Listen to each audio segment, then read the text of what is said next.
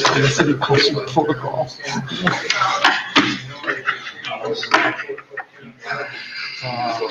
So these aren't the guys that come and speak before the city administrator. I call meeting to order. Stand for Pledge of Allegiance, please.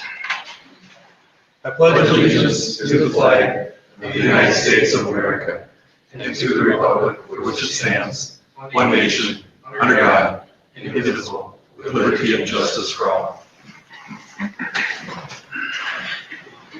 Roll call, please. Mayor Pro Tem Tim Brown. Here. Council members Richard Orphan. Here. Chris McFlesh. Here. Before we adopt the agenda, we have a Fire Relief Association discussion later on this evening. I know there's some members of the fire department here. Last time we talked about this, I wasn't very proud of our fire department. And we're not going to tolerate outbursts from the audience again. If the vote would have took place during that session, I'm guessing I know how it would have turned out. Honestly, I don't know how it's going to turn out tonight, but I expect professionalism over St. Francis Fire Department, so let's keep that in mind. Thank you. Do I have a motion to adopt agenda? I'll make that motion to approve tonight's agenda. Second. Okay, hearing a first and a second. Any discussion? Not hearing any. All in favor say aye. Aye. Aye. And do we have a motion for approve a consent agenda? Make a motion to approve the consent agenda. Second. And second. Any further discussion?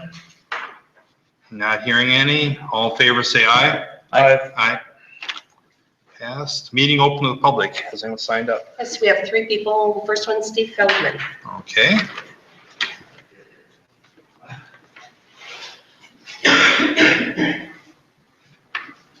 Steve Cohen, 22766 Rocky Street, Northwest. Couple things I want to talk over to, first of all, is I Sandy County property there. I saw the news article that came out, and what I questioned is in 2007, this goes by the agricultural report of the Star Tribune, but in 2007, the average price per acre was $3,656 per acre. Yet we closed on that in 2007, and we paid over $10,900 an acre.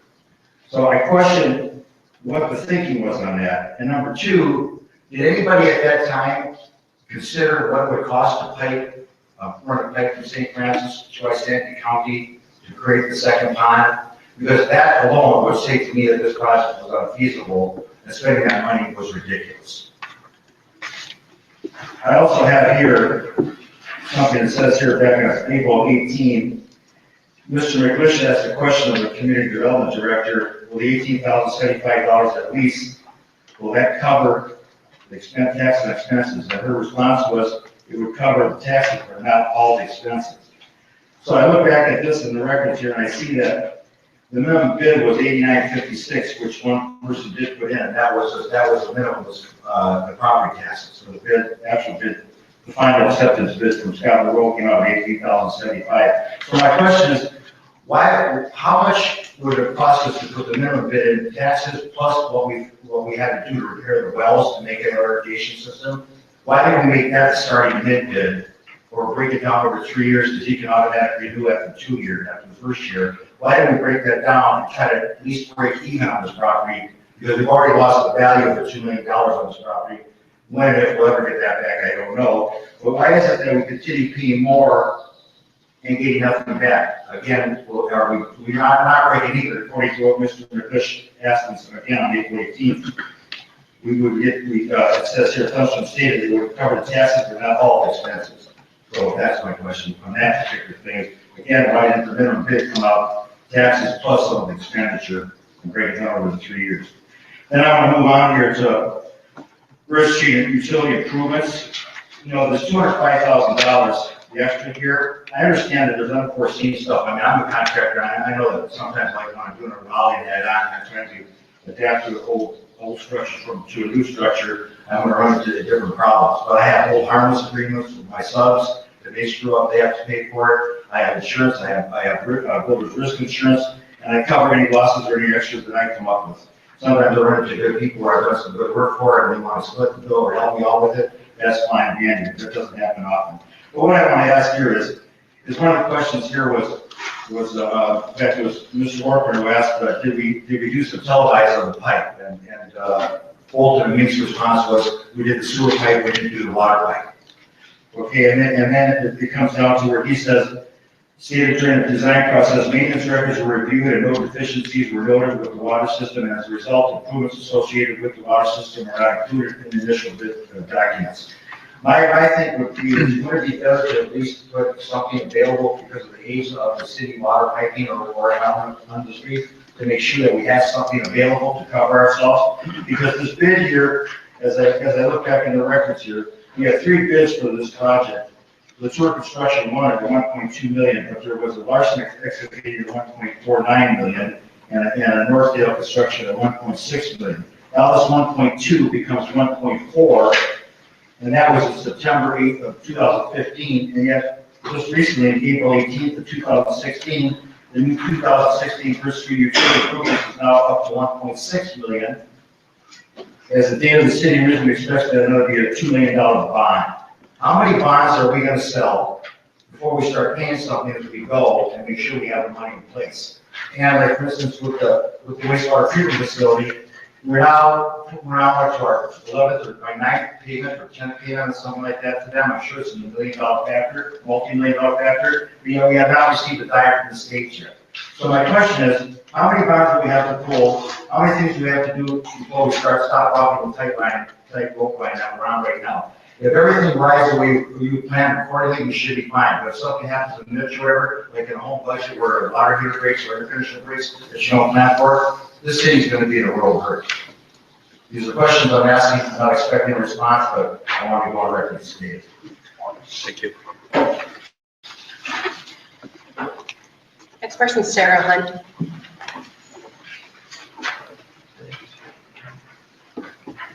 Got my name and address? Yes. So Sarah Hunt at 23246 Cary Street, St. Francis. Mine's really easy. So I went to the city last week and I asked them to put a no outlet sign at 232nd Cary Street. Since the detour for the road construction that's going on over by the high school, a lot of people have come through 232nd onto Cary Street to get out there onto Bridge Street. I know that's not the way the detour was set up. But on Saturday alone, and I'm not sure why they can't tell that to the right there, or even past 232nd is a roundabout, or not a roundabout, but a cul-de-sac, but they're unable to see that it's a cul-de-sac. And so all I'm asking is that we put a no outlet sign there, and on Saturday from 1 to 2, there were 8 cars that flew around that cul-de-sac. And a normally quiet cul-de-sac where there's probably 10 to 15 kids out there playing on a Saturday afternoon, it became a very dangerous situation. And when I did come to the city, they said that they were aware of it, and it had already been talked about, but again, there's still nothing going on. And even like a part-time sign while the construction is going on to say, no outlet or something there would be really great right now. I'm just concerned about the safety of our children. That is all. Thank you. Robert Bauer.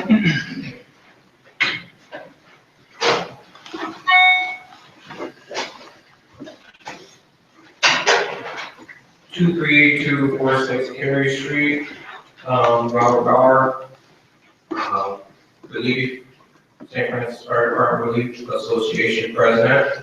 Our president stepped down. I'd like to ask that this city council approve the measures that the St. Francis Fire Department has already approved.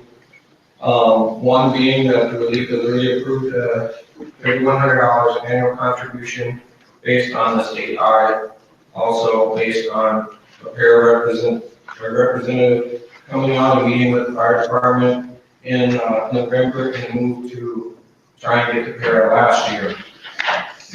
Also, I would like that the city council here approve to move from 10-year vesting to 5 and a measure to move towards para because that's their requirement. I'd also like to ask the city council for a municipal contribution so that our fund can grow, and about $500 per firefighter per year, and that would bring us in line with every other city employee that is receiving a per contribution. And it's probably well below the 7.25 that every city employee is getting. And also, I would like the city council to approve a measure so that we can move to para. On November 15th, the St. Francis Fire Department Relief Association had a minute. The roll call for that was myself, George, Renee, Barry, the chief, Matt, Sam, Carl, Ron, Evan, Dave, John, Richard, Harry, and Jennifer. Okay? The St. Francis Fire Department Relief Association approved a measure to move to para. We also approved a measure by 12-2 to increase our annual contribution that hasn't been done in 7 years to $3,100 from 21. Also, there was a measure that you need the city to approve is a municipal contribution. It's been 7 years since the city has contributed to our retirement plan. I want to apologize for our last meeting, but it's my fiduciary responsibility to get every firefighter a retirement. Everyone paid into this plan, and the fire department wants a good retirement. Thank you. Thank you. Back on our page here. Anybody else? Okay. Okay, moving on to petitions, requests, and applications. I understand we have a presentation for Alexandria House.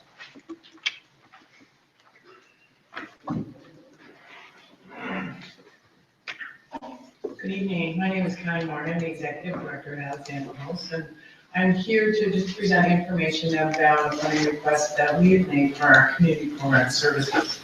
So I want to be really clear that this does not include our emergency shelter services. These are just the services that we provide for our community program, a lot of which are through working with law enforcement and helping folks through the criminal justice system, as well as helping them file orders for protection and going to hearings with those folks on those petitions. We are also in the St. Francis School District and providing services within the schools as well. So that's a piece of it. And we respond 24/7 to local university hospitals on any domestic or sexual assault, always, whenever there's someone presenting an emergency. So basically, those are the services I'm talking about. And I sent information that gives you some detail on the major services that are being provided to residents of St. Francis. And that's what we base our costs on. So what it costs us to provide those services. Obviously, we're covering most of the costs with other funding sources. But with each city, there's always a piece of those revenues that is not covered by other sources. So we have asked each city to contribute to those expenses. Now, we've asked, in looking at unsecured revenues for the city of St. Francis, it's a little over $12,000. Now, we obviously understand that not every community is able to say, oh, we're going to do that, whatever amount that we're citing as our shortage. But we're asking that each city consider giving some amount to provide the services. And I really want to leave time to, for questions, because I can talk a lot about what we do, but there might be specific questions that you all have that would be helpful for you to answer. So. We have two law enforcement personnel here. I think they're very familiar with the program. Any questions? No, it's a very good program, and hopefully we can work with city staff and try to at least get something here. So it is a very good program. So thank you. Do you have any numbers of how many of our residents are using the emergency services? For shelter services? Yeah. I don't, but I can get those for you. I think a lot of the services we provide to residents in St. Francis are more through our community program than maybe through our shelter services. Although we've been quite full lately and actually overflow. We do not turn away Anoka County families from our shelter, even if we are full. And as of late, we have 35 beds for both women and kids, and as of late, we've been consistently at least 40 or over, so we make room for families, so it may be that the numbers are high, but I can talk about it. Okay. Are there any programs that you guys, with extra funding, you guys could come and make a bigger impact in our community? Like bring more awareness to the program or things like that than you're already doing? Say that again? I'm just wondering if there's a way, because I know it's like, I don't know how you guys are feeling because we haven't paid for I don't know how many years, but it's kind of embarrassing that we weren't paying. But is there any programs that we're missing out on by having not paid and that you guys could bring to the community to bring more awareness to your group? We just, and I think it was last year, were able to secure some funding to come in and work with some of the kids in the school district here. But basically, obviously, we're hopefully, we're not turning away people. I think we could probably do more community education. So if there are groups or folks that you think would benefit from a presentation by our community education staff, we have one person who could come and talk about the issues, and what we're seeing and the services that we provide. So we just started in June of 2015, we hired, and we got a federal grant for abuse and later life work. And so we're now working in putting together, well, actually have put together services for older adults. And it's amazing. We hired somebody, got them in I think it was June 15th. And we served over 20 individuals, older individuals. And I'd say at least half of those individuals, the abuse that they're experiencing is coming from adult children. So we're serving both men and women in those situations, and I think that particular area is going to continue to grow. So, but we're not serving people. Okay. And then just one. Yeah, hard. Right, I understand, especially given your group commission, but just one more question. Came up in October when it was the National Domestic Violence Awareness Month. Is there anything other than financially that our citizens or us as a council could do to volunteer, get involved, host programs? What can we do? We do have a lot of volunteers, so we have a volunteer program, and depending on what kind of volunteering you want to do, if you want to just do projects, you don't have to go for 50-hour volunteer training. It's pretty intense. If you want to do activities like with the kids, we have a special project volunteers who come in and they might make a dinner and then do activities with the kids. We have plenty of facility projects, so outdoor, landscaping, that kind of thing. Food drives, we have a food shelf. So food drives are always, that's up and down, so sometimes we have sufficient food in our food shelf, and other times we don't. So food shelf drives are definitely a positive thing. During the holidays, we have shopping that we set up an actual store in our shelter. And so when the kids in the shelter can go forward and shop for mom can shop for the kids. So donations during that time of year are really helpful, particularly for the tweens and the teens. So a lot of people like to donate gifts for the younger kids. And forget that we serve a lot of teenagers and preteens in our shelter. And that is also open to the folks that we're working with in the community. So the folks that are using our community services can also utilize that as a way to get gifts to their kids or their parents during the holidays. So. I have nothing else. Thank you. Thank you. And thank you for the work you do. Okay. And if you have questions, feel free to call me. Okay. It's my understanding we haven't contributed our fair share for quite some time. And Scott and or Joe, please, if if I mess up a resolution I'd like to make, let me know. Throw something at me. I got a question to our finance director. Can our liquor store fund handle this?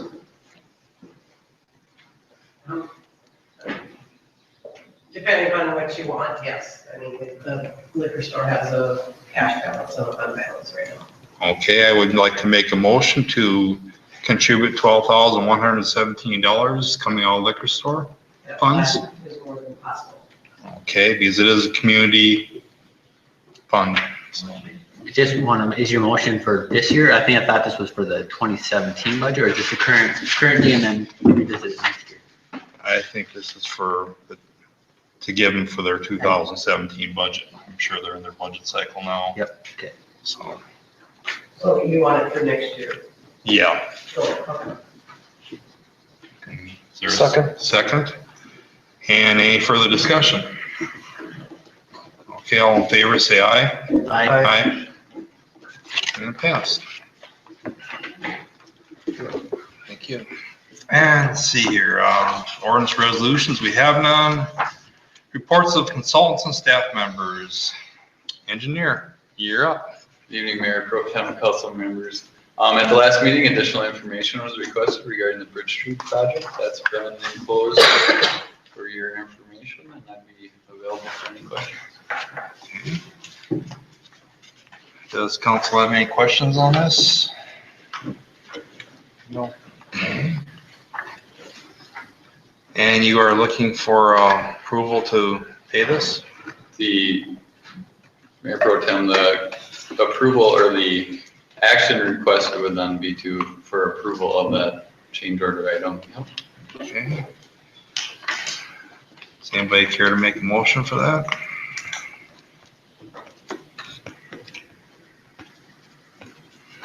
I'll make a motion to approve. Okay. Do I hear a second? Second. Okay.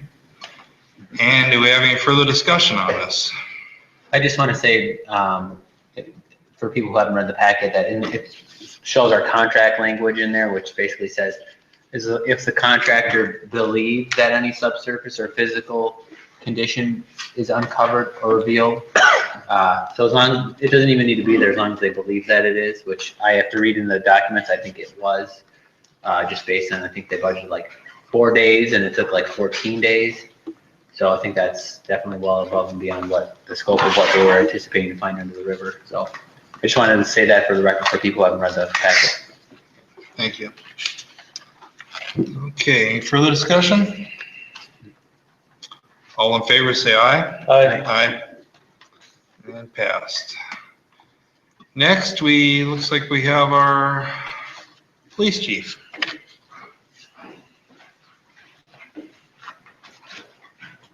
Good evening, council. I'm assuming you've seen the report, the agenda report that I brought up to you. As we're all aware, that our former chief has retired. This has instantly created a vacancy at the police department. And with some research and discussion, we do have a current active eligibility list that has quality candidates on there. And with your approval, I would like to proceed with that open position and get the wheels rolling. If you have any questions, please ask. Are you looking for a motion or a? Yes, I'm looking for a motion to approve to backfill the open vacant patrol position. I'll make that motion to approve to fill our vacant police officer position. Okay, Second. second. Any further discussion? I think it's necessary. We were told by our former chief late last summer, I think. Yeah. And we decided to hold off, so I'm all in favor of it. All in favor, say aye. Aye. Aye. And passed. Just got one more thing here. Oh, just want to say congratulations on your first day as chief, so. Thank you, Scott. I'm already asking. So, congrats. Thank you very much. Thank you.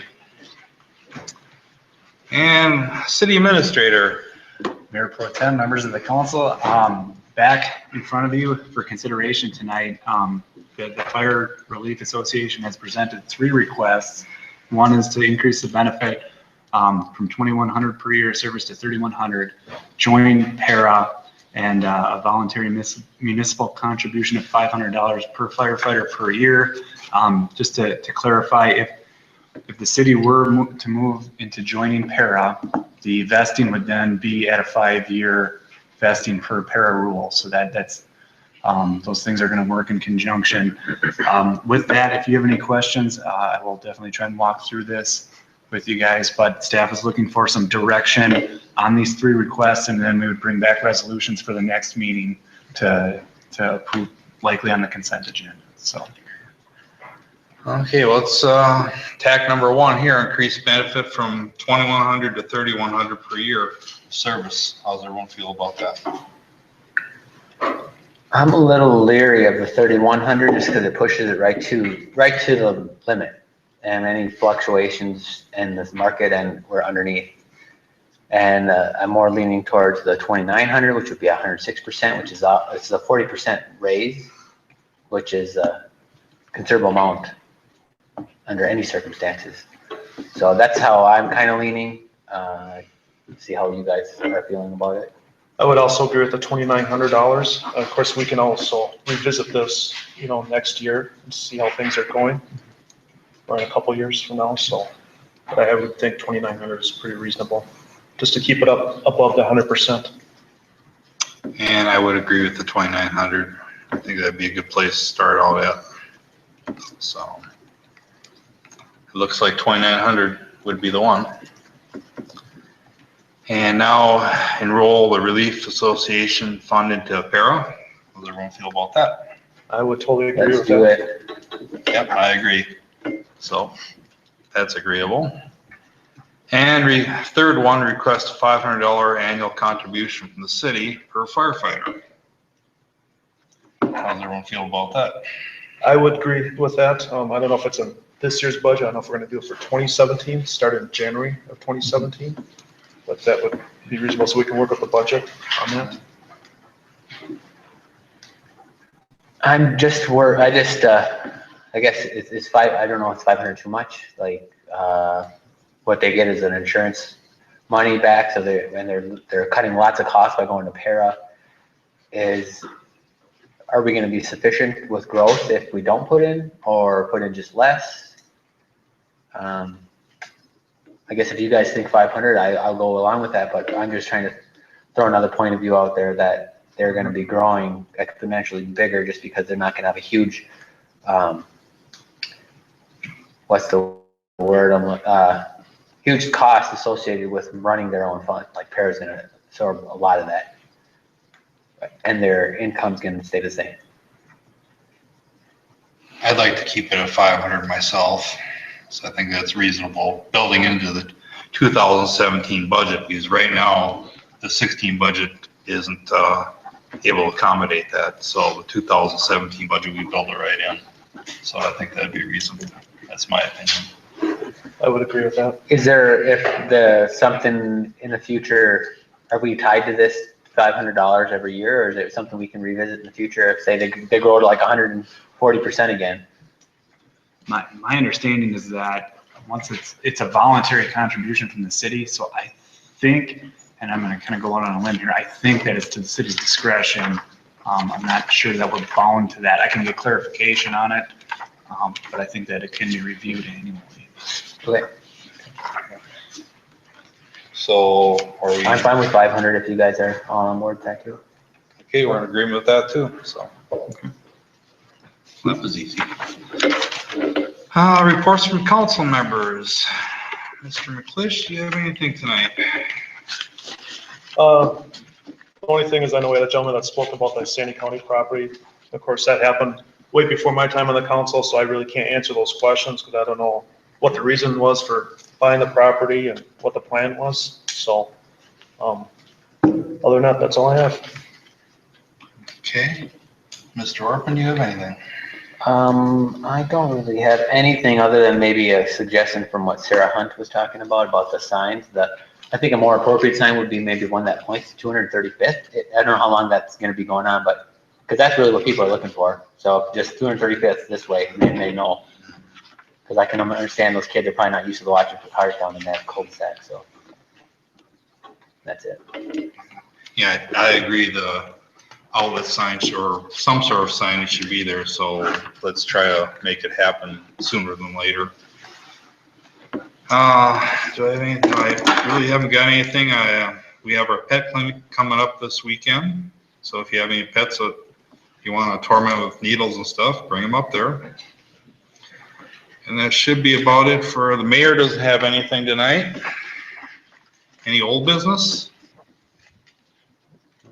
Any new business? Do I have a motion to adjourn? I'll make a motion to adjourn. I'll second. Okay, all in favor, say aye. Aye. Aye. Aye.